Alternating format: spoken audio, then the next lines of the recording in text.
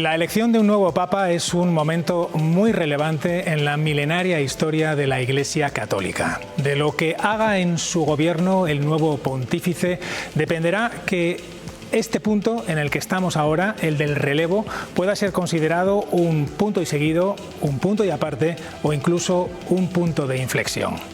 El tiempo nos lo dirá. Por ahora, esta noche, en la otra arista, hablamos de lo que puede pasar con León XIV y de lo que ya ha pasado con Francisco.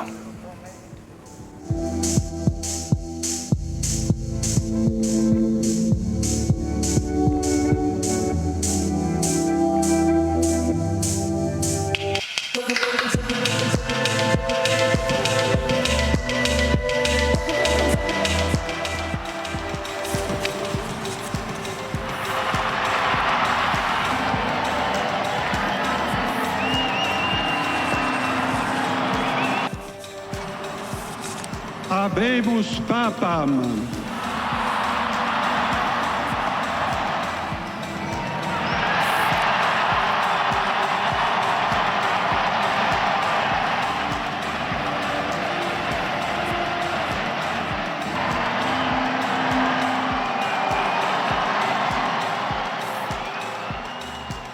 Dobbiamo cercare insieme come essere una Chiesa missionaria, una chiesa che costruisce i ponti, il dialogo, sempre aperta a ricevere, come questa piazza con le braccia aperte, a tutti coloro che hanno bisogno della nostra carità, la nostra presenza, il dialogo, l'amore.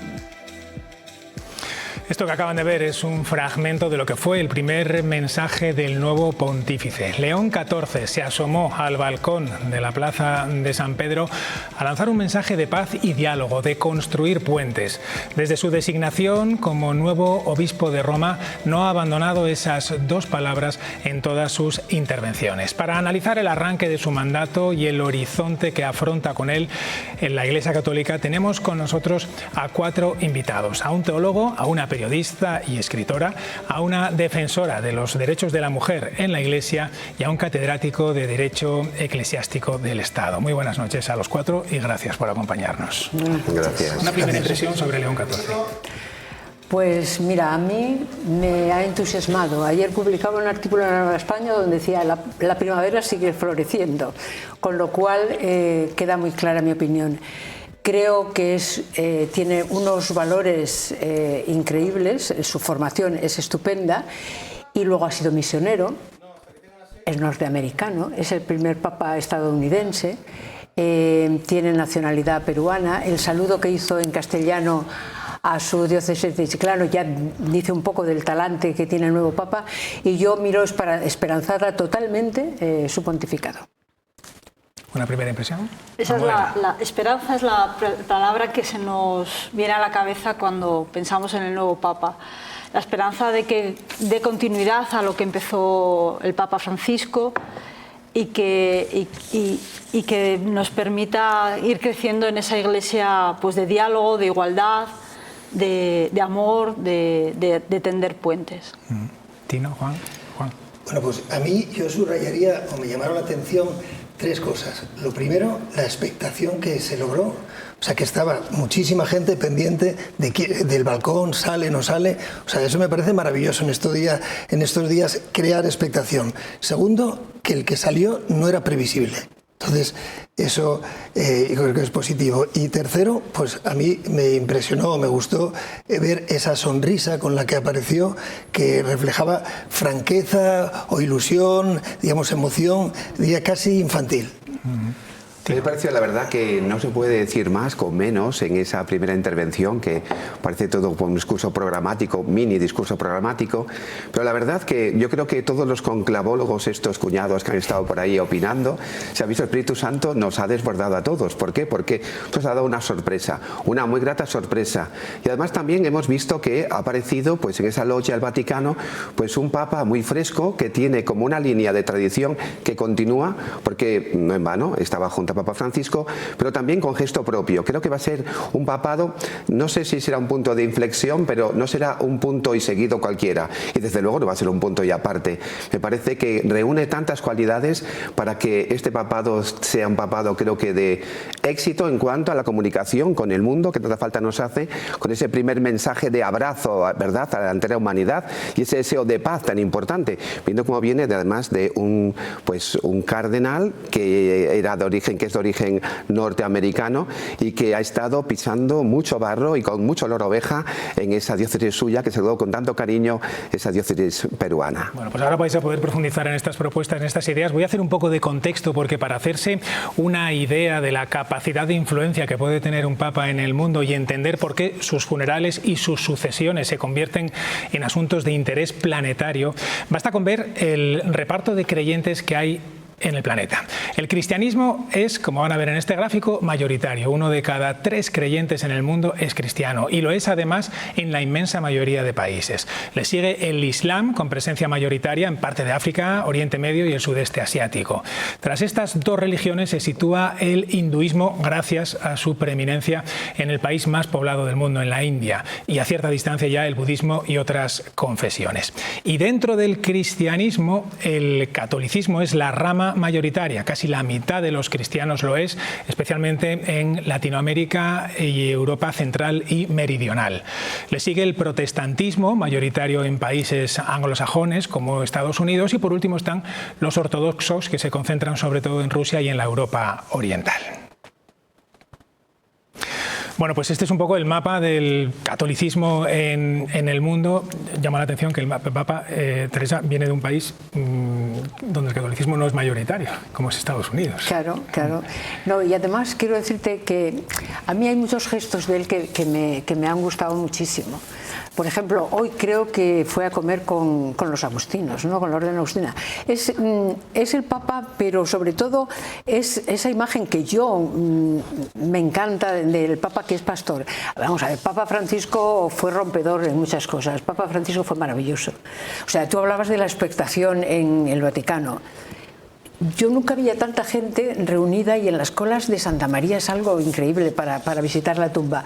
Fue rompedor totalmente Papa Francisco, y entonces, bueno, el Papa sí es de una zona, y además en el momento que estamos viviendo, aunque no entremos en el tema, Trump tiene a un natural de su país que es tan importante como él. O sea, yo creo que el Espíritu Santo, como decía Bada, ha funcionado estupendísimamente. Hay que creer en el Espíritu Santo, porque en el mundo en el que estamos nosotros, con esta imagen de mundanidad que tenemos, ¿cómo consigues poner a 100 personas de acuerdo en algo?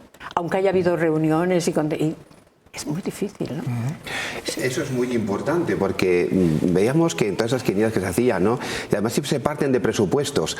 Siempre decimos que algunas figuras en la Iglesia vienen preconizadas, que es un término del que hacemos uso para decir que vienen ya como avaladas para hacer un cargo o llevar a cabo un ministerio. Y algunos vienen precocinados, que simplemente que ya están como que se les atribuye una serie de defectos o de cualidades que van ya como en el pack de serie. Y en este caso ha sido totalmente una frescura en una iglesia que se presentaba tan dicotomizada, con dos puntos extremos, con una especie de imagen de politización de la vida religiosa, yo creo que de la iglesia, y al final hemos tenido un cónclave cortísimo. A la cuarta no es fácil que salga ninguna votación como de este tipo si no hay una gran unanimidad. Es decir, una persona que ha suscitado como gran ya unión de opiniones favorables en torno a desde luego, a un cónclave muy plural, y eso ha sido algo creo que maravilloso. Pero ahora sabemos que, analizando y leyendo cosas, que era un hombre cercanísimo a Papa Francisco. Él lo nombra obispo de Chiclayo, después cardenal en el 2023, y luego el dicasterio para los obispos. Hasta el punto de que podría ser el candidato que a Papa Francisco le hubiera gustado que fuera. Se reunían una vez a la semana solos. Tú sabes bien que se dice siempre en italiano, niente per caso, nada ocurre por casualidad. Y siempre se ha dejado cosas que están. Y luego hay una cosa que me pareció preciosa, que es en su intervención, además de empezar bendiciéndonos a todos como Cristo resucitado, la paz, tender puentes, quiso enlazar con la bendición de Papa Francisco y la de él. Me pareció precioso. Es curioso que dos estadounidenses hoy día son jefes de Estado, Trump y el Papa León XIV, ¿no? Mucha gente igual se pregunta, pero ¿y por qué la Iglesia tiene territorio? O sea, ¿por qué la Iglesia es un Estado? Porque es un Estado como Estados Unidos, como España. Bueno, yo creo que las tres bases de un Estado es que tenga población, y tiene la población de ciudadanos del Vaticano, territorio 800 más o menos, que no es una población de gente, o sea, no es una ciudadanía que viene por el ius soli, por haber nacido ahí o por ser hijos de los de ahí, sino porque están vinculados a la gente que trabaja ahí. Incluso los diplomáticos, que son los nuncios, son ciudadanos del Estado del Vaticano. Y es una ciudadanía temporal, porque en el momento que cesan el cargo, pierden la ciudadanía y vuelven a su otra ciudadanía. Y si no tuviera ciudadanía, pues serían ciudadanos del Estado italiano. Hablaremos luego de esa vertiente del Papa como jefe de un Estado. Almudena, por cerrar esta inicial, yo antes hacía referencia al punto y seguido, punto y aparte, punto de inflexión. Tino descarta que sea un punto de inflexión. Es raro que en la Iglesia se produzca un punto de inflexión, pero ¿tú crees que puede ser un punto y seguido en el sentido de que continúe lo hecho hasta ahora por Francisco? Eso es lo que esperamos, sobre todo porque la experiencia que se tiene de su actuación previa en su obispado es de confiar en el papel de las mujeres y de todo el laicado en depositar confianza, en permitir responsabilidades y en impulsar la tarea de todos los laicos y laicas.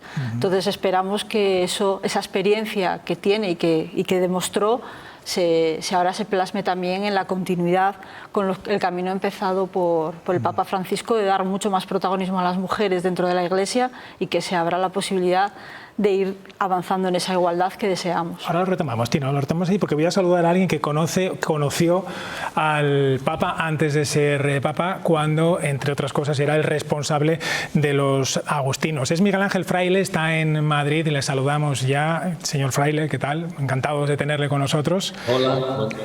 Es sacerdote agustino, docente, director del Colegio Nuestra Señora del Buen Consejo en Madrid y conoció al cardenal, bueno, ahora Papa, desde hace ya 30 años, entre otras cosas porque fue superior general de la orden a la que usted pertenece, de los agustinos. En el trato personal, ¿cómo lo definiría?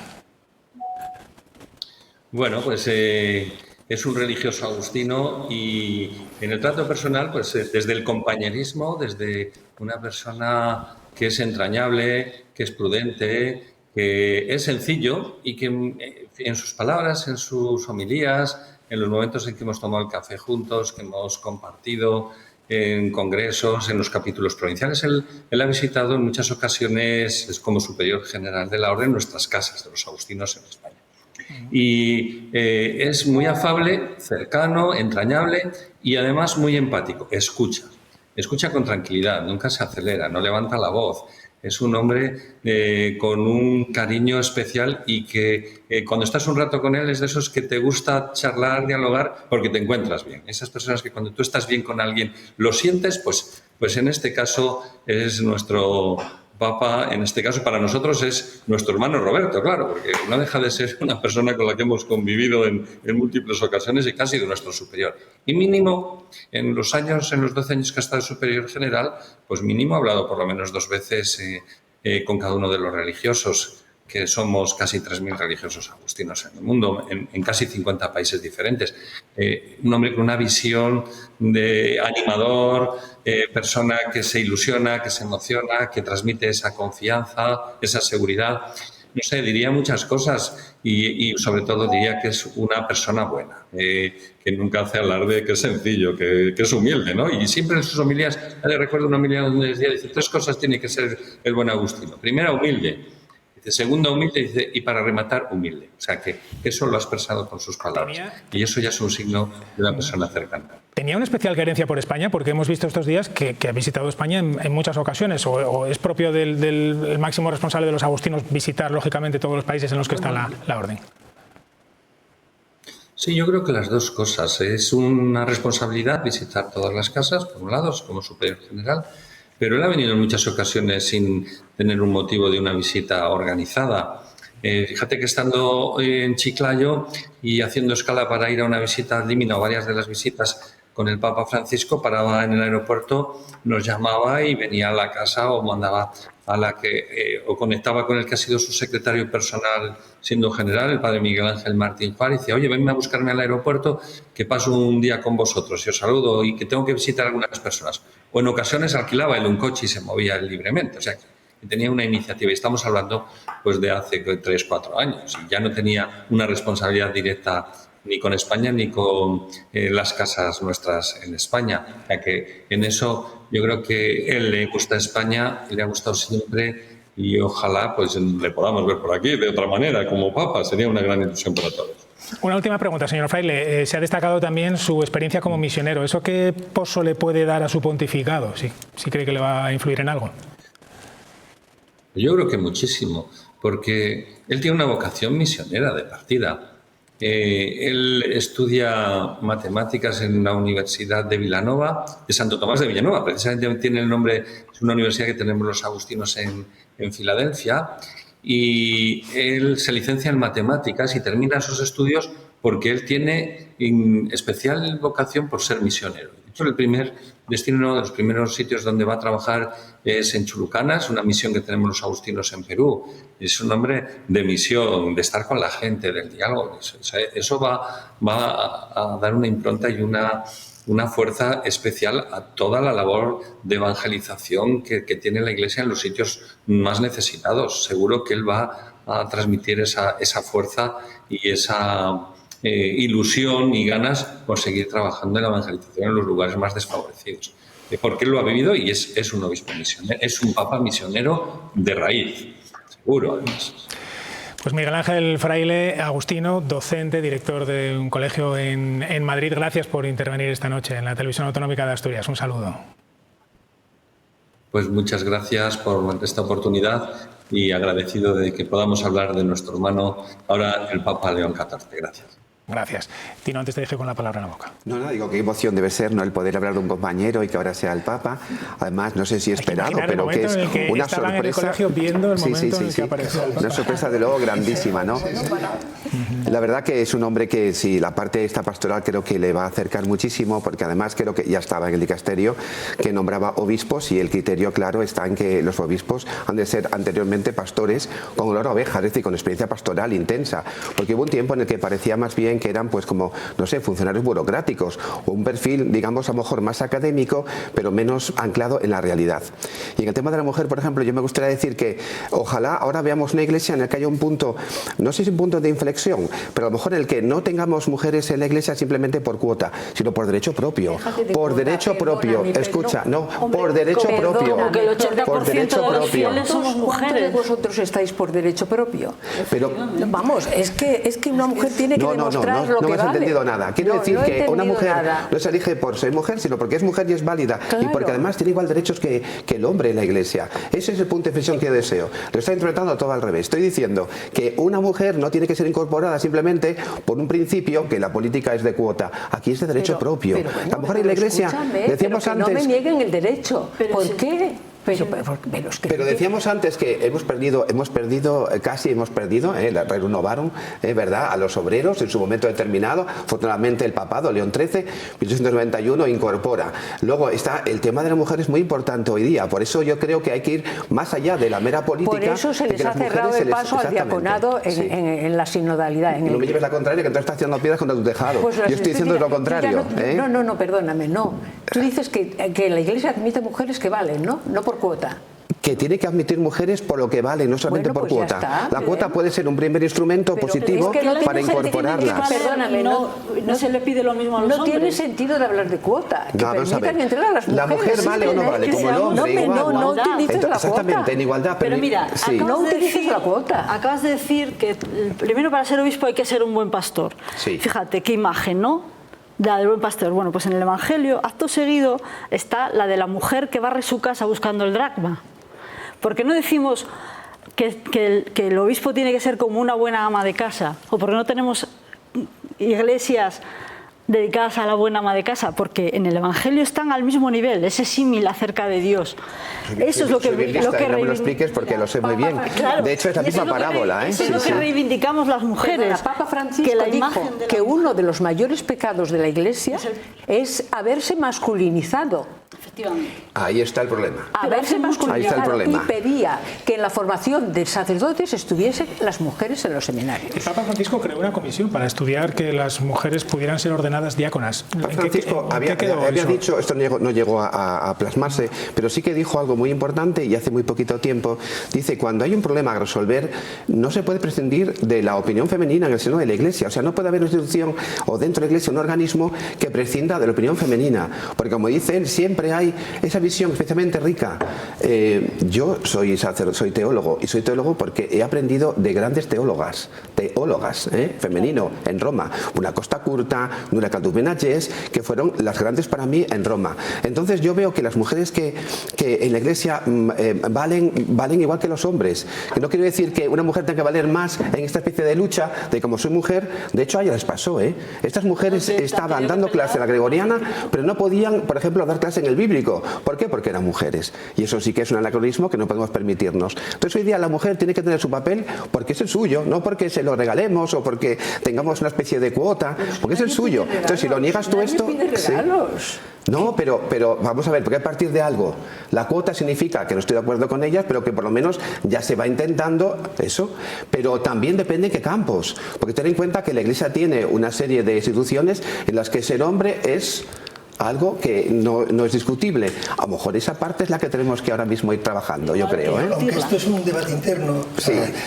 Yo creo que estaría bien poner la posición desde el Estado, desde las normas del Estado, porque muchas veces se quiere imponer a una confesión unas determinadas cosas. Hoy día la ley de asociaciones, que implica que todas las asociaciones tienen que ser democráticas, pero las religiosas tienen autonomía normativa, o sea, se regulan por unas leyes específicas, en este caso la Iglesia Católica por la ley de libertad religiosa y los tratados, los acuerdos de cooperación, que son tratados internacionales. Pues bueno, la autonomía normativa significa que se pueden organizar como quieran. En la Iglesia Católica, el Islam, obviamente las manifestaciones de religiosas no pueden vulnerar derechos fundamentales de los demás o el orden público. Pero ahí, y en este caso, el principio de igualdad, que es un principio, yo creo, celebrado por todo el mundo, es saludable que vaya avanzando también la Iglesia, pero ella tendrá sus ritmos. Yo, por lo que he visto, una declaración, una carta pastoral de Juan Pablo II, parecía, aunque no habla es cátedra, dijo que la Iglesia no podía. O sea, Bergoglio, exactamente, que no. Pero no está la puerta cerrada. No está la puerta cerrada. Incluso Bergoglio, el Papa Francisco, sí que dio, apoyó a las mujeres. Falta, efectivamente, antes lo hablábamos, igual que ocuparan los primeros puestos en los dicasterios, en esos organismos, es una buena señal para ese principio de igualdad. Pero bueno, ahí sí que la Iglesia ahora contamos con una ventaja, ya que este Papa, León XIV, tiene además pues una formación específica en derecho canónico. Quiere decir que la Iglesia evidentemente se debe y está sujeta a una ley, que es la ley interna, pero es una ley que no se puede derogar, salvo que primero se haga una reunión para que esto sea así, ¿no? O que se decida de alguna manera en el, no sé, procedimiento establecido en derecho canónico, sea este cual sea. Pero este Papa ahora mismo tiene ese conocimiento. Quiero decir que muchas veces partimos de declaraciones de buenas intenciones que luego se encuentran con la realidad. Una realidad que puede estar muy cerrada y que puede costar más, ¿no? Entonces yo creo que León XIV lo que va a hacer va a ser que, conociendo derecho canónico, si va a hacer algún movimiento, va a ser un movimiento prudente pero seguro. Quiero decir que conoce cómo son los mecanismos y cuáles han de moverse antes de promover a lo mejor pues una idea buenista que soltada queda muy bonita, pero después la realidad le ocurría mucho al Papa Francisco, que tenía muy buena intención, pero después se encontraba con esos sectores que decían, sí señor, pero recuerde, esta norma es esta. La gobernadora del Vaticano soy una mujer. Sí, sí. Y hay una al frente de un dicasterio. Voy a ir a hablar ahora, a entrevistar a otro invitado que ha tenido mucho que ver en esta decisión. Antes voy a recuperar otra de las declaraciones hechas estos días por el nuevo Papa. No ha hablado todavía del papel de la mujer en la Iglesia. De lo que sí ha hablado en varias ocasiones es de la guerra. Desde el mismo balcón en el que lanzó su primer mensaje el domingo, León XIV, en su primer rezo habló de la guerra en Ucrania y de la ayuda humanitaria para Gaza. Al hablar de este ambiente bélico le escuchamos lo que creo que por ahora son sus palabras más tajantes sobre esta cuestión. nell'odierno scenario drammatico di una terza guerra mondiale a pezzi, come più volte ha affermato Papa Francesco, mi rivolgo anch'io ai grandi del mondo, ripetendo l'appello sempre attuale: mai più la guerra. Pues así ha sido esta una de las referencias más claras que ha hecho el nuevo Papa a la guerra. Vamos a hablar ahora en la otra arista con alguien que ha tenido algo que ver en este asunto del que estamos hablando, porque formó parte del cónclave. Es el cardenal asturiano Ángel Fernández Artime. Señor Artime, le saludamos. Está en el Vaticano. Encantados de saludarle y de tenerle hoy con nosotros en este programa en la otra arista. Me alegro mucho también. Gracias por la invitación. Usted le dijo el pasado viernes, 24 horas después del final del cónclave, a nuestro compañero Javier Cancho, que estuvo allí en Roma, que estaba emocionado, ilusionado, aliviado y cansado. ¿Ha podido descansar algo? Sí. Sobre todo yo creo que ha sido un cansancio emotivo muy fuerte. ¿Y por qué estaba aliviado? Bueno, porque cuando uno entra en una reunión así y en una asamblea y con esa responsabilidad grande que teníamos, nunca sabe uno cómo pueden ir las cosas. ¿Ha podido hablar con el Papa León XIV desde el pasado viernes? ¿Ha tenido oportunidad de cruzar alguna palabra con él? Solamente al final de su elección, en la que lo saludé, le di un abrazo, le dije que seguiría rezando por él y que le prometía mi lealtad y mi obediencia también. Señor Artime, piensen ustedes que... Sí, dígame. No, le iba a preguntar si lo conocía antes del nombramiento.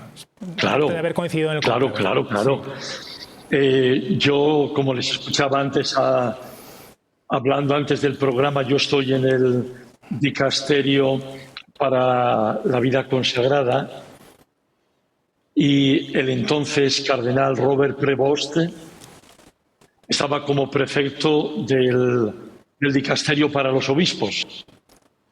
Entonces nos hemos encontrado en las calles de Roma, en el ascensor, en muchas celebraciones con el Papa Francisco, en muchos encuentros informales, mucha cordialidad y esa sencillez que escuché anteriormente.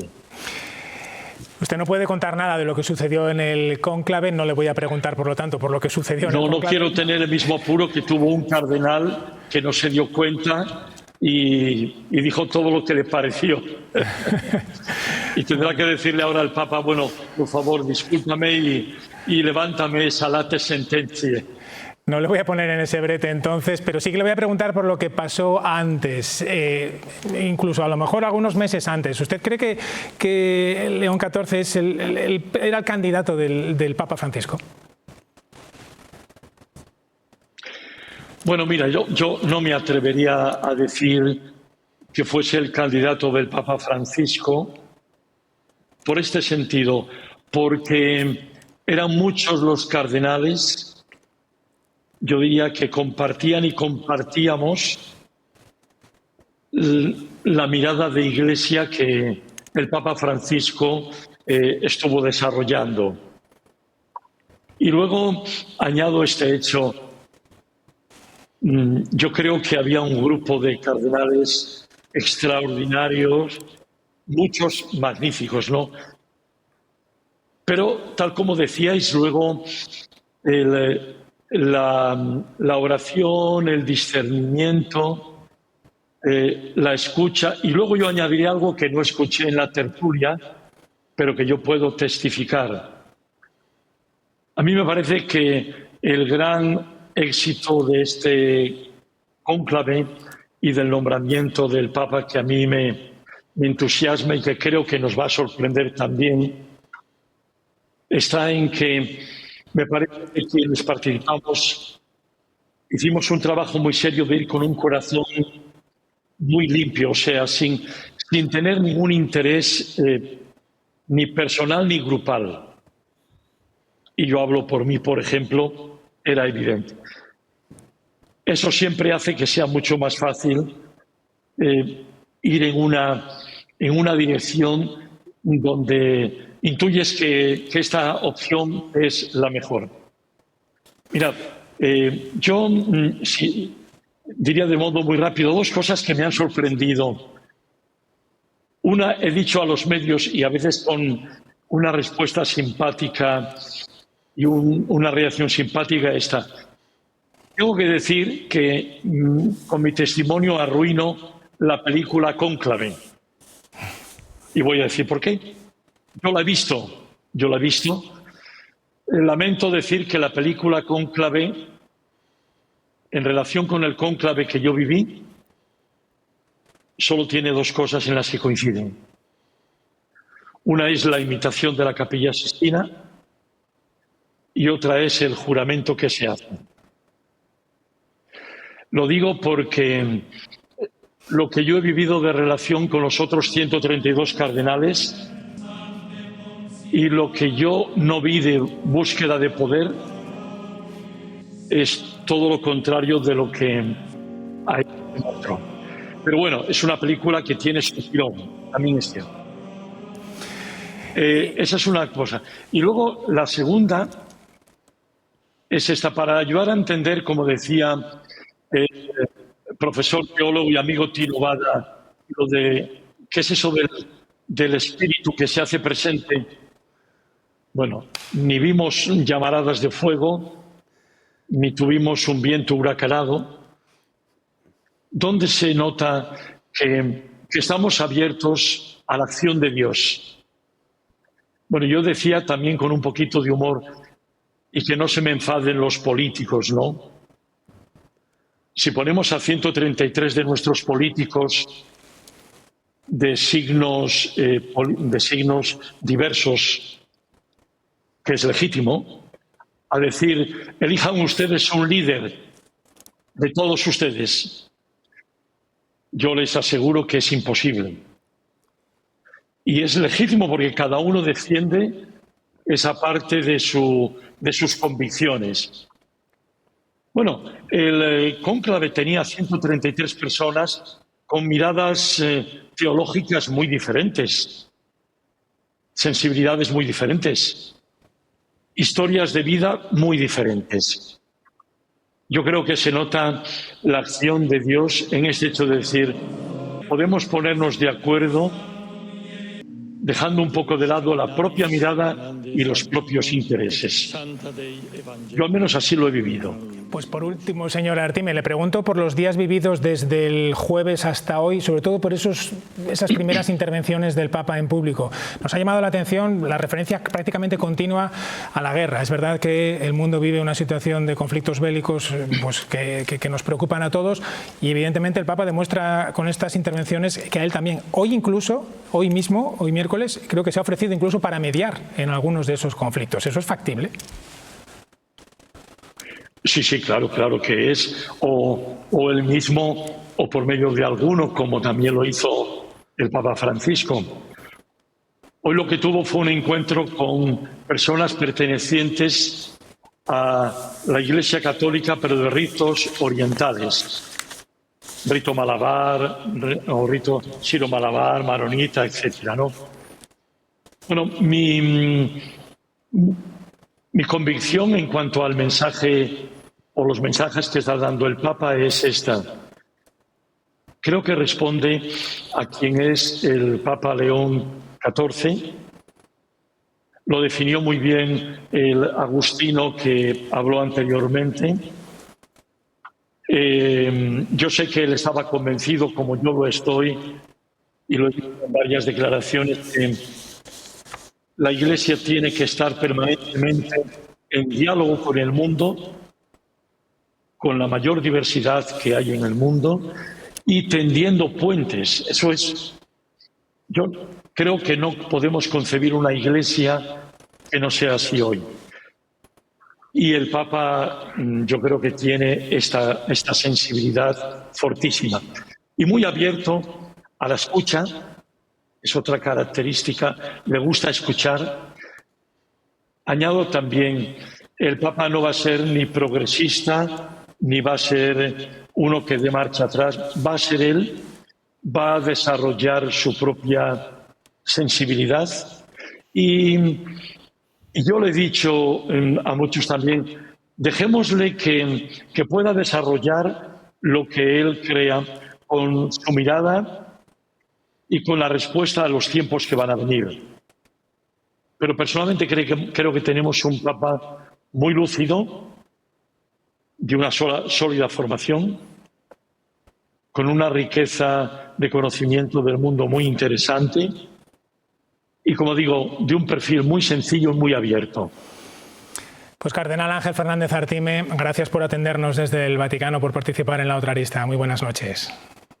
Bueno, a ustedes gracias por invitarme. Saludo a los conocidos también, a María Teresa y también a los ilustres contertulios que tienen. Me alegra mucho, me gustó mucho escucharles en todo el programa. Suerte. Muchas gracias. Aquí me tienen cuando quieran, desde la Ciudad del Vaticano. Muchas gracias. La verdad es que es una suerte tener un cardenal tan accesible. Es verdad que hay cosas que no puede contar. Claro, ya renuncio a preguntárselas. Es de gozo, yo soy gozoniego, así que me puedo un poquito a mí, pues digamos. Yo, pero claro. Que soy de Candás, sí. Y sin embargo lo admiro con toda el alma y con todo el corazón. En este caso, Candás y Luanco compartimos más que Marañuelas, ¿eh? Claro que sí. La verdad que este gran cardenal, claro que era una muy buena opción, ¿no? A mí me decían, Tino, tú rezas por el cardenal Fernández Artime, porque le conviene el Fernández, pobrecito, por Ángel. Yo dije, mira, yo estaba rezando, pero después dejé de rezar, porque no sé si le deseo yo esa especie de extradición de tu vida. Hemos visto al Papa León, cómo salía ese balcón, esos ojitos en agua, sabiendo que sobre su espalda estaba el peso de la Iglesia Católica y mucho peso del mundo, una cruz, que es verdad, porque a veces pensamos que son cargos de honor, y son cargos ciertamente que los que nadie puede soñar, porque nadie los merece, pero son unos cargos que llevan una extradición de tu vida. O sea, tú ya como persona te cambian hasta el nombre y después ya estás entregado a la Iglesia. Por eso hay que decirle que gracias a todos estos cardenales que han elegido con ese corazón tan limpio, ¿verdad? Y por encima, además tan poco tiempo, estaba bien claro. Todo el mundo, mira que a veces se critica a la Iglesia por muchas cosas, algunas no digo yo que sean criticables, claro que sí, pero todas las televisiones del mundo tenían una ventanita apuntando una chimenea, por cierto, en otro mundo que era de quitar y poner, y a ver quién salía, ¿no? Y decía una persona no creyente, pues mira, quien salga es una persona que tiene, aunque no sea creyente, que tiene una voz en el mundo, una voz en las guerras, una voz que es escuchada. Vaticano son poquitos kilómetros, nada, muy poquito. Si se anda en media hora, yo lo he andado por dentro, muy poquito. Pero claro, ese Estado lo que vale no es por el Estado, sino es por quien lo preside, que es el sucesor de Pedro, que es el Papa, que tiene una palabra para este mundo que aún es significativa. Pues eso, intentemos ser aún más significativos, ¿no? Ojalá este Papa consiga que la Iglesia tenga esa palabra que sea significativa en el mundo. De todas esas posibles reformas de las que siempre se habla de la Iglesia, antes habéis hablado del sacerdocio de las mujeres, está también el tema del celibato, de los curas. ¿Hay alguna que esté más cerca que otra? ¿Hay alguna que esté claramente lejos del todo, imposible, pero hay alguna que esté más cerca de otra? Hombre, la más cercana es empezar a introducir en la cotidianidad de la Iglesia el sentir femenino, el sentir de las mujeres, la experiencia de fe de las mujeres, el cómo nosotras nos expresamos y que esa sea tan válida y tan valiosa como la que ha venido haciéndose hasta ahora, ¿no? El ejemplo que ponía antes, ¿no? Eso es un pequeño ejemplo, pero también el cómo nosotras rezamos, cómo nosotros nos acercamos a Dios, que la teología feminista esté presente en la formación de los presbíteros. Todas esas cosas se pueden hacer ya. Desde mi punto de vista. Es decir, es muy interesante, pero saliendo del tema de la Iglesia, ¿no? El referido a las mujeres. Yo muchas veces yo soy feminista en el sentido de decir que no quiero que se me cierren las puertas por el hecho de ser mujer. Efectivamente, si hay un examen, que gane el chico o la chica el mejor, pero si se designa a dedo, pido la misma igualdad para el hombre que para la mujer. Pero dicho esto, yo he lamentado siempre que muchas mujeres que han llegado a puestos importantes han intentado imitar el rol masculino. Y eso está muy mal. Porque a mí me gusta, somos distintos, ponemos los acentos, ni mejores ni peores, ponemos los acentos en distintos lugares, ¿no? Entonces a mí me encantaría ver un hospital y saber que estaba dirigido por una mujer, que se note en algo. Y estoy de acuerdo contigo. esa sensibilidad femenina que se manifiesta en la Iglesia también. Y que sea valorada. Exactamente, por sí, de todas maneras, hoy día en la Iglesia es que no hay otra opción. Y un día pregunté yo a una parroquia, ¿qué sería de esta Iglesia sin las mujeres? ¿Qué quedaría? Dijo una señora, los bancos, don Tino. Pero menos decidir, menos tomar decisiones podemos hacer de toda la Iglesia. Pero ahí esta parte, esa es importante, la de decidir, ¿no? Lo que a veces se pretende es clericalizar a la mujer. Porque como hay una parte de la Iglesia, que es la parte clerical, que ha tenido preponderancia, ahora para que la mujer tenga su valor en la Iglesia hay que clericalizarla. Yo creo que no. Hay que darle, ahí está, hay que renunciar al clericalismo, ahí estoy totalmente de acuerdo contigo, además de verdad, Y lo primero que habéis dicho, no habéis entendido. Sí. Yo lo digo en la Iglesia, y es que os saltasteis enseguida, las mujeres valen lo que valen, no hay cuota, quiere decir, la mujer vale igual que se reconoce, es que tiene el valor, no falta que yo se reconozca. Entonces que no tengamos que obligados a, para quedar bien ante el mundo, es que es el derecho vuestro, es vuestro derecho, pero por mujer ya está. Pero si, luego habrá mujeres más y menos. a que el derecho se haga realidad y no se hacen cuotas, pasa lo que pasa, que es que siempre hay hombres mejores que mujeres, casualidad. No, que la cuota esté bien para empezar, pero que no os conforméis con eso, porque la cuota simplemente no os conforméis con eso. Perdóname, yo no quiero cuotas.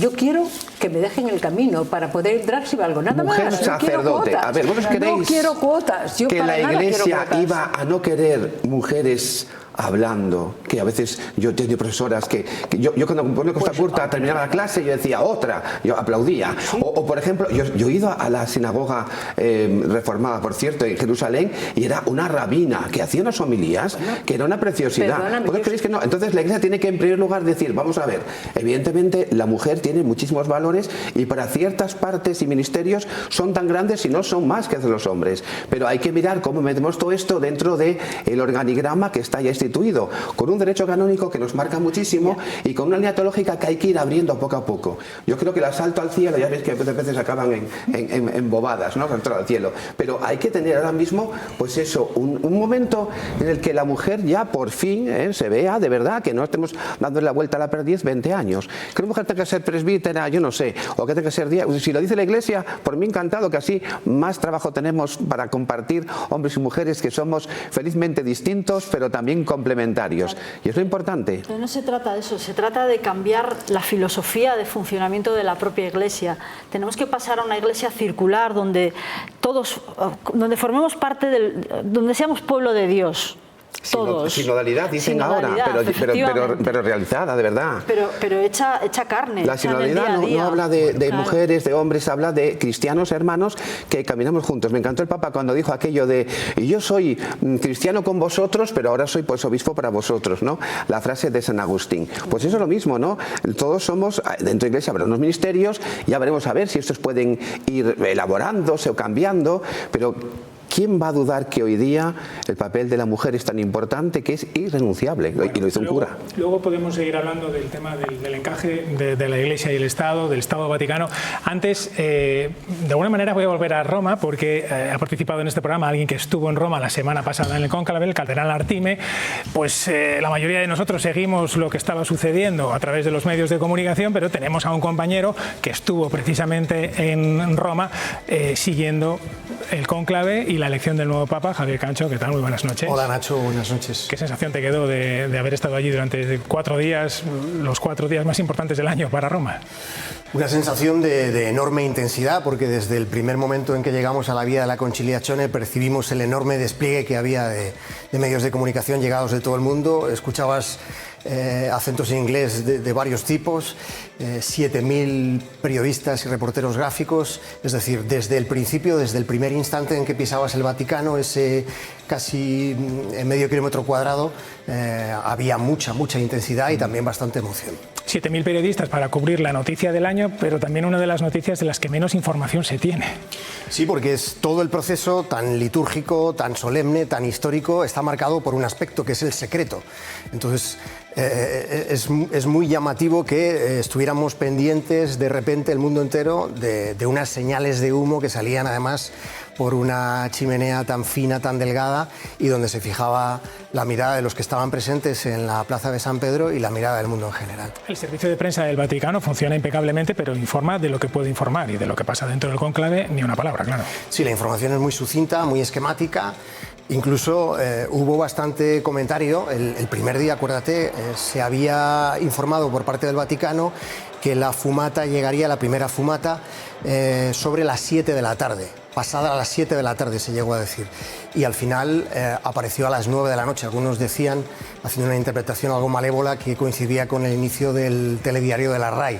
Esto propició una serie de comentarios relacionados con las quinielas que se hacían en ese momento. Acordaos que Parolín era el que estaba en primer lugar en las quinielas. Aunque también he de decir, Nacho, que nosotros en la primera conexión que hicimos en la Vía de la Conciliazione ya mencionamos a Prevost, no porque tuviéramos un amplio conocimiento de lo que transcurre dentro del Vaticano, pero algunos medios italianos ya le situaban entre las posibles sorpresas. No sé si efectivamente, evidentemente no, la fumata no se hace pensando en el informativo de la RAI, pero es verdad que los medios de comunicación italianos tienen mucho peso en la información de estos días, ¿no? Incluso como fuentes informativas para el resto de medios. Sí, los más veteranos, hay un compañero que había estado en 3 cónclaves y lo tenía muy claro, hay que seguir a los medios italianos, las grandes cabeceras, La Repubblica, el Corriere della Sera, el Messaggero, y en concreto algunas firmas que están acostumbrados los periodistas que habitualmente siguen la información del Vaticano a pisar los despachos de donde se sacan siempre algunas claves, teniendo en cuenta que al final estábamos en el terreno de la suposición. Es digamos, el asunto más complicado del que informar, porque en todo momento nos estamos moviendo en el terreno de la suposición. Dentro del cónclave los cardenales no intervienen, solo se vota, pero sin embargo en los días anteriores sí que hay reuniones en las que intervienen los cardenales y ahí es donde ya se va perfilando un poco qué candidatos tienen posibilidades, ¿no? Sí, se suele decir que cuantas más congregaciones generales, las congregaciones generales, lo explicamos en aquellos días, son las reuniones de cardenales en las que también están presentes los más veteranos, los que tienen más de 80 años, que no pueden entrar al cónclave. Entonces se dice que cuantas más congregaciones generales, menos escrutinios. Y esta vez ocurrió así. Hubo 12 congregaciones generales, hubo cerca de 250 intervenciones y llama la atención que Prevost intervino el lunes, cuando el cónclave comenzó el miércoles. Y esa intervención fue determinante. En esto ha habido varios artículos que se han publicado enfatizando la influencia que pudo tener esa intervención en torno a 10 minutos del cardenal estadounidense, a la hora de que se pudieran fijar por ahí los rumbos de un aspirante que no aparecía en las grandes quinielas. Bueno, Javi, para terminar, 7.000 periodistas en la Plaza de San Pedro y 30.000 turistas, fieles, visitantes. ¿Cómo es trabajar en medio de 30.000 personas enfervorizadas, sobre todo una vez que ya se sabe que hay papa? Sí, mira, hubo un momento para nosotros bastante angustioso que fue al poco de la fumata, de la primera fumata negra, no, cuando estábamos esperando la primera fumata, que Carmen Colunga, mi compañera, la reportera gráfica, fue al centro de prensa a enviar imágenes a la tele aquí a Asturias, y yo me quedé tratando de conseguir algún testimonio, buscando asturianos, y no llegaba la fumata, se nos iba la hora prevista por el Vaticano, entonces decidí volver al centro de prensa para reunirme con mi compañera. Y el momento de regresar hacia el inicio de la Vía de la Conciliazione se me hizo angustioso porque la gente no se movía, no quería perder ni un milímetro de su posición. Entonces sí, todo se convertía en algo difícil ante tanta expectación, con un montón de miradas distintas, pero con la misma expectativa. ¿Qué iba a pasar? ¿Qué iba a ocurrir? ¿Cuándo iba a haber fumata blanca? Fue bastante interesante. Bueno, al final el esfuerzo mereció la pena. Gracias, Javi. Gracias mucho. Pues precisamente a los periodistas que seguían y que siguen el cónclave, el relevo en el papado, se dirigía este pasado lunes el Papa León XIV, y con unas palabras muy bonitas, también para hablar precisamente de la guerra, pero del poder de la palabra para poder terminar de alguna manera con las guerras. Una comunicazione disarmata e disarmante ci permette di condividere uno sguardo diverso sul mondo e di agire in modo coerente con la nostra dignità umana. Voi siete in prima linea nel narrare i conflitti e le speranze di pace, le situazioni di ingiustizia e di povertà, e il lavoro silenzioso di tanti per un mondo migliore. Per questo vi chiedo di scegliere con consapevolezza e coraggio la strada di una comunicazione di pace.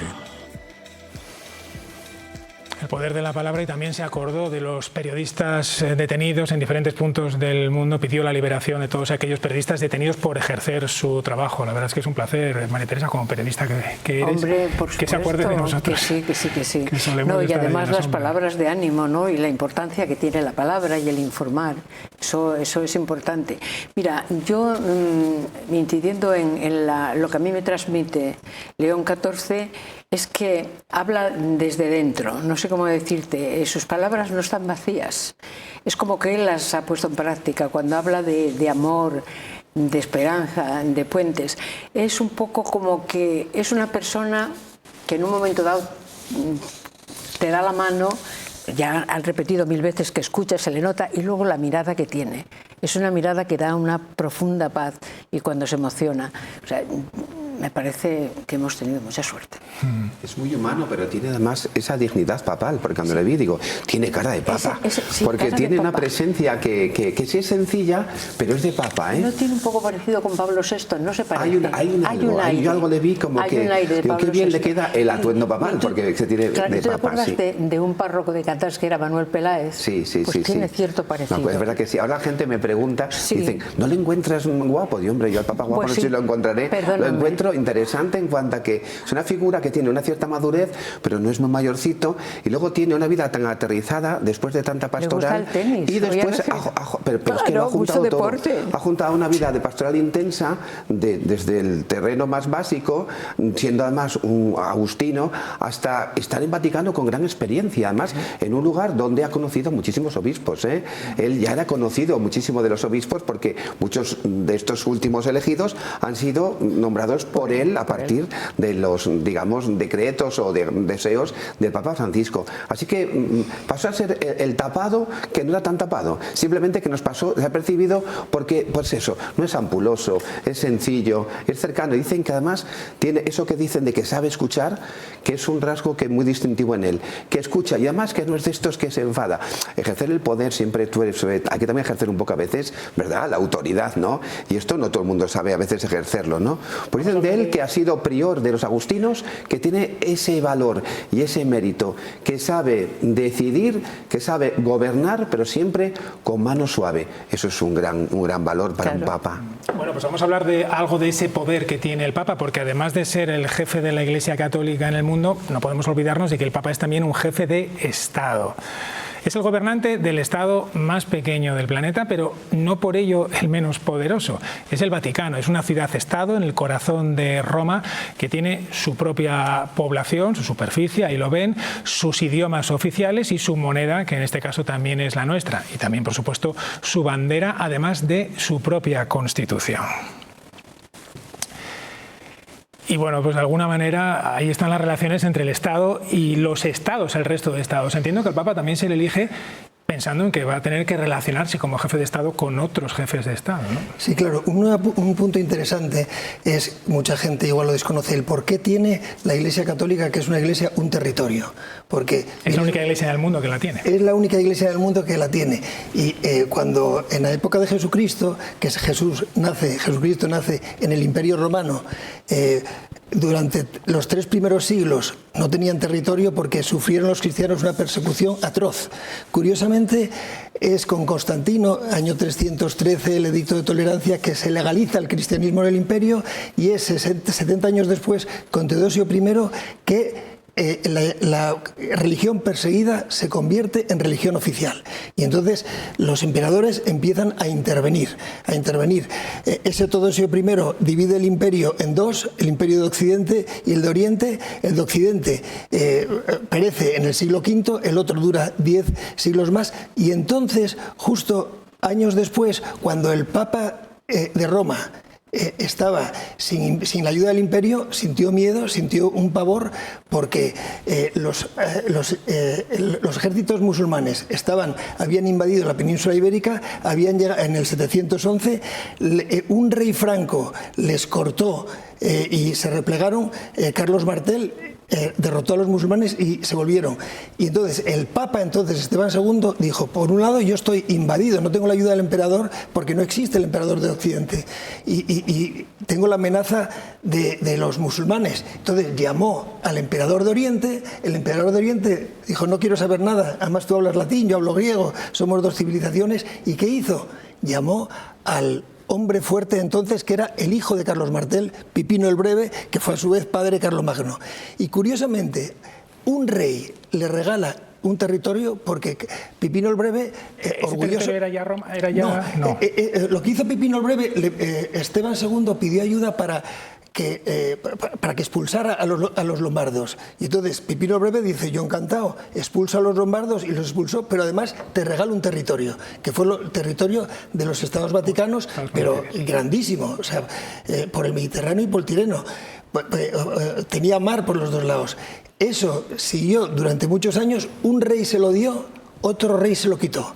Porque saltamos al siglo XIX y con todo el resurgimiento italiano, la unidad italiana, Víctor Manuel II, se ve hoy día en El Gato Pardo, que está en Netflix, la película de Lampedusa, la novela, pues los italianos, Garibaldi conquista el sur de Italia, se lo entrega a Víctor Manuel II, Víctor Manuel II llega a Roma, faltaba solo los Estados Vaticanos y Venecia. Venecia se la conquista a los austríacos, los Estados Vaticanos a Pío IX, que dice, oye, te quedaste sin territorio. Pío IX, ¿qué hizo? Pues no, me niego a reconocerlo, y se consideró como prisionero en su estado, en su castillo. Pero se quedaron, perdió el territorio. La bendición Urbi et Orbi se dio desde el interior hacia adentro, no hacia afuera en aquella época. Pero fíjate, los obispos le preguntaban entonces, ¿qué hacemos ahora con este Estado italiano? ¿Votamos? Los obispos italianos. Y él dijo, eso no conviene, non expedit, no conviene. Y hubo una tensión con el Estado italiano. Es cuando se crea el Estado Vaticano tal y como lo entendemos hoy. No, entonces no había nada. Hubo 3 papas después, Juan XXIII, Pío X y Gregorio XV, y fue con Pío XI que firma un tratado con otro rey, en nombre de otro rey, con Mussolini, los pactos de Letrán, 1929. O sea, un rey lo regala, otro se lo quita y otro resolvió la llamada cuestión romana, porque lo que reconoció es un pequeño estado, no el anterior, sino un pequeño estado de 44 hectáreas que tiene la Ciudad del Vaticano, eso sí, un estado independiente, un reconocimiento jurídico y una ciudadanía. Fue un pacto firmado por Mussolini, no lo olvidemos, y desde entonces Pío XI fue el primer jefe de Estado de la Ciudad del Vaticano, ya no de los Estados Vaticanos, y entonces eso ha seguido hasta hoy. Es un papa que es a la vez un líder de una iglesia y es un líder de un Estado muy pequeñito, como bien has dicho, 44 hectáreas. Que tiene su constitución. Pero tiene curiosamente, tiene su derecho canónico para regular los temas que afectan a la Iglesia Universal, y tiene la ley que entonces, en ese momento, asumió el Código Penal y el Código Civil vigentes entonces en 1929. Eran unos códigos anteriores. Lo ha reformado un poco los papas sucesivos, concretamente el Papa Francisco también, pero tiene su propia normativa que regula la Ciudad del Vaticano y luego el derecho canónico que regula a la Iglesia Universal. ¿Ese derecho canónico en España es el mismo que en otros países? El mismo, sí. El mismo, es decir, lo que aquí se le permite a la Iglesia Católica se permite en otros países de nuestro ámbito, ¿entiendes? Es un derecho interno de la Iglesia Católica. Tenemos 2 ritos diferentes, por eso hay derecho canónico que rige el rito latino y el oriental. Entonces, sí que siendo todos católicos, tenemos derechos distintos. Por ejemplo, en la relación con el matrimonio de los sacerdotes, el rito oriental lo permite. Yo he tenido compañeros melquitas que son de Grecia, casados. Maronitas, se casan siempre antes de llegar al ministerio, es decir, antes de ordenarse tienen que haber alcanzado, digamos, el estado fue promulgado por Juan Pablo II el código de las iglesias orientales, curiosamente, y el código del 83, que es para la Iglesia Latina, no lo permite. Estos detalles estudiamos todos en Historia Moderna. moderna y contemporánea de la Iglesia, una asignatura que imparte mi querido compañero Juan José Tuñón Escalada, que lo hace genial y que aportaba unos detalles muy jugosos sobre ese momento, sobre los desencuentros entre, claro, el poder religioso y el poder también, pues después del mundo que rodeaba a la Iglesia. ¿Y qué tiene que ver eso con el seguimiento a Jesús de Nazaret? Eso dices el Todo Estado. eso. No, no, es una explicación histórica. Ya. ¿Por qué? Digamos, desde la ley hay un respeto a la autonomía de las confesiones. Cada uno se organiza como quiere y como según su contexto. Pero yo creo que una cosa, ahora mismo lo que tiene es digamos, minúscula en la Ciudad del Vaticano, pero la explicación es histórica. En la parte creyente es otra cosa. Desde que se hizo religión oficial del Estado se olvidó a Jesús de Nazaret. Se llama la unión trono y altar, que a veces fue un problema grande. De hecho, y eso tiro piedras contra mi tejado, cuando se pone Stato Città al Vaticano, SCV, los romanos dicen se Cristo vedesse, si Cristo lo viera. ¿Por qué? Porque claro, es algo que...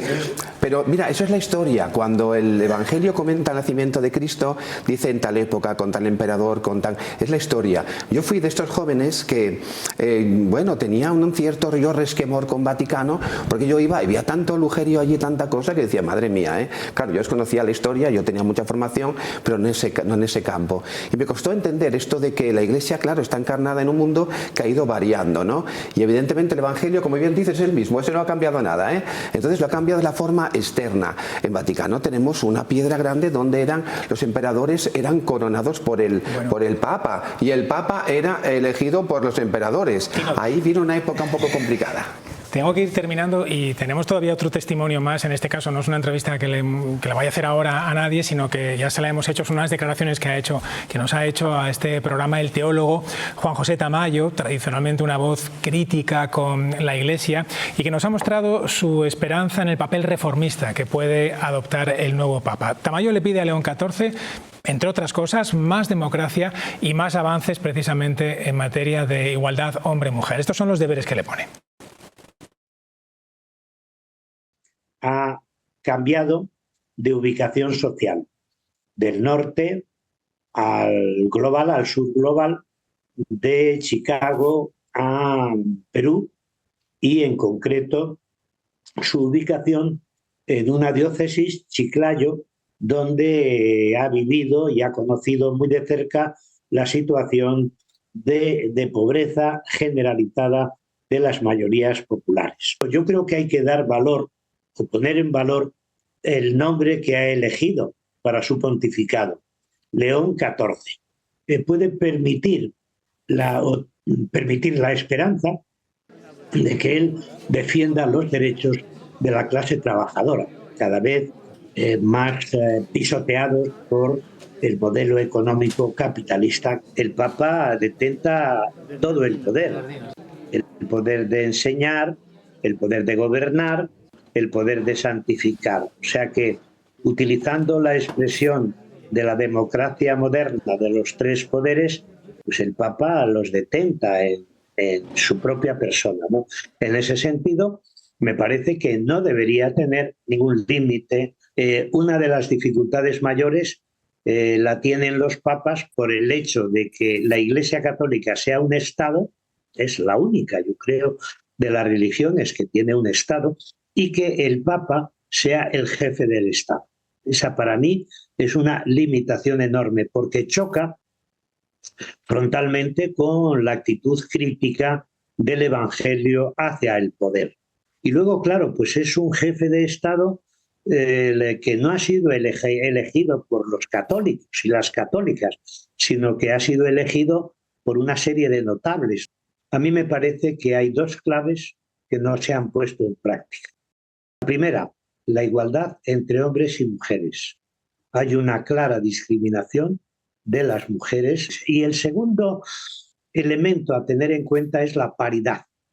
Es decir, lo mismo que reclamamos en la sociedad, en el terreno político, veo difícil. Hombre, sería una sorpresa que yo aplaudiría desde el primer momento hasta con las orejas, ¿no? Pero me resulta difícil. ¿Por qué?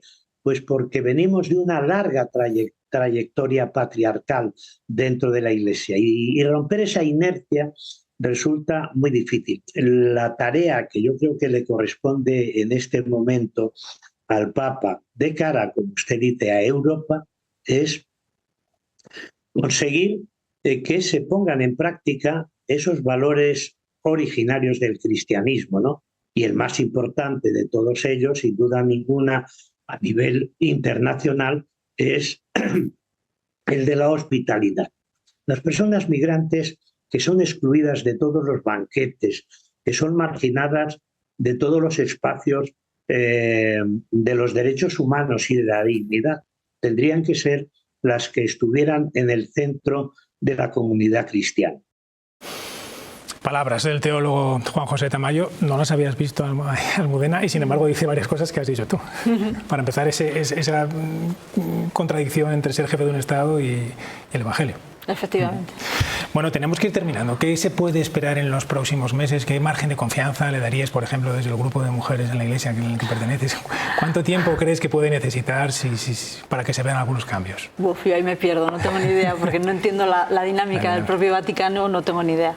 Pero bueno, cualquier gesto que haga para visibilizar el talento femenino de las mujeres en la Iglesia y cualquier gesto que haga que acerque a ese ideal de igualdad, porque además es que es un ideal que es cristiano y en el Evangelio está presente. Jesús quiere que toda la humanidad sea digno del reino de Dios, ¿no? Y no puedes excluir a la mitad de la humanidad de eso.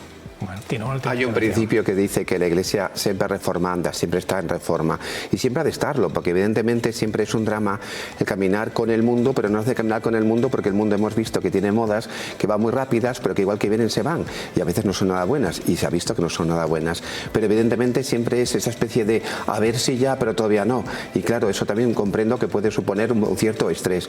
La Iglesia tiene sus ritmos y es verdad que pueden ser lentos de acuerdo con nuestras perspectivas, pero desde luego lo que está claro es que hay una línea que ya es imparable y de este Papa escucharemos día tras día nuevos mensajes que sean unos mensajes de continuidad, pero ciertamente con una apertura, porque se lo ve que será así, y por tanto no hemos de marcarlo en ninguna categoría como si es la línea de Francisco pero más conservador. Ahora dicen de todo un poquito, ¿no? Que venga una mezcla como un mix. Yo creo que es el Papa que necesitamos hoy día y esperemos que de verdad pueda resolver tantas demandas de la Iglesia, las demandas por parte del clero, las demandas por parte de las mujeres, las demandas por parte de los inmigrantes, las demandas de un mundo que pide que la Iglesia tenga una palabra y una palabra que tenga sentido en este tiempo en el que vivimos, ¿no? Y estoy seguro que este hombre que está lleno de la palabra de Dios nos va a dar gratas sorpresas. Juan, desde el punto de vista de las relaciones Iglesia-Estado no es previsible ningún cambio, porque ahora mismo está en una situación bastante estable, al menos en España. Sí, en ese momento, yo creo, pero siguiendo con este argumento, yo volvería a lo que dije al principio, la expectativa del balcón, esa expectativa que tenían no solo los que estaban en la Plaza San Pedro, sino los televidentes, pues yo creo que es la que tenemos ahora. Y simplemente, oyendo a Tamayo, quería subrayar una curiosidad, porque se habla de que este Papa tiene unas dotes diplomáticas muy grandes. Y entonces, es curioso que el nombre León no solo remite a León XIII, que era el de la encíclica Rerum Novarum, muy social, sino que León I fue un Papa que justo cuando el Imperio de Occidente estaba languideciendo y los emperadores ya no contaban casi nada, negoció, o sea, Italia era invadida por unos pueblos y otros, negoció con Atila para que no invadiera Roma, que no arrasara Roma. Entonces, bueno, es curioso que es León, sus esfuerzos diplomáticos fueron muy fructíferos y yo creo que este Papa, por su gesto, tiene un talante diplomático y ojalá esas expectativas que tenemos de él se cumplan. Hola, Teresa. Yo creo que la Iglesia va muy despacio, tengo esperanza, por supuesto, y me quedo, voy a aludir antes a Francisco, Papa Francisco a mí me hizo mucho bien y siempre recuerdo una vez que comentó, das limosna a la gente, esto, pues sí, miras a los ojos a quien le das, sabes cómo se llama, y eso me hizo mucho bien. Y León XIV me hizo mucho bien cuando el otro día decía que no teníamos que tener miedo en este mundo descristianizado, porque la falta de fe ocasionaba problemas, falta de sentido a la vida, pero que nosotros cada uno de nosotros, en nuestra vida diaria, podemos hacer posible que esos valores morales que están en el Evangelio se hagan realidad. Entonces yo les debo mucho, espero que hagan cosas, pero me quedo con estas cosas que me benefician a mí y yo intento cambiar yo para poder cambiar a los demás. Pues gracias a los cuatro por su intercambio de opiniones, de puntos de vista. Gracias a vosotros por invitarnos. Ha sido un placer. Muchas gracias. Muchas gracias. Y gracias también a todos ustedes, cómo no. El próximo miércoles volvemos con otro asunto de actualidad. Hasta entonces, en La Otra Arista.